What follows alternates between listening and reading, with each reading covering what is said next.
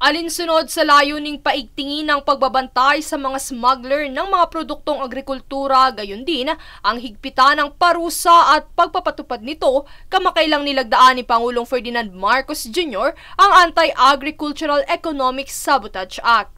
Kaugnay nito ay nagsagawa ng isang pulong ang Pangulo kasama ng mga ahensya at kagawarang nagpapatupad ng naturang batas kung saan kanilang tinalakay ang aksyon sa pagsugpo sa smuggling, gayon din ang pagpapatatag ng presyo ng mga bilihin.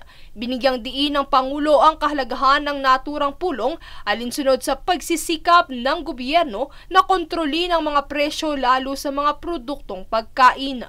Sa ilalim kasi ng Republic Act No. 12022, layo nitong protektahan ang mga mamimili at sektor ng agrikultura mula sa smuggling, hoarding, profiteering at mga aktibidad ng kartel mula sa agri-fisheries kung saan itinaas ang halaga ng multa ng 5 beses na may habang buhay na pagkakakulong at walang piyansa.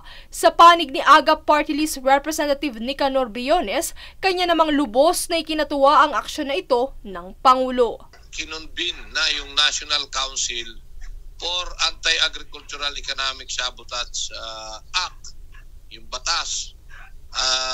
Kung yan ay na totoo na nakonbina yung council at magkakaroon na ng enforcement group, NBI, PNP, Coast Guard, para mag-imbestiga, para mag-inspection sa lahat ng maaaring magkakaso o gumagawa ng smuggling, hoarding, profiteering, cartel, yan ang susi para hindi napapagsamantala ng ating mga consumer, ang pamilyang Pilipino, gaya na nangyayari sa bigas.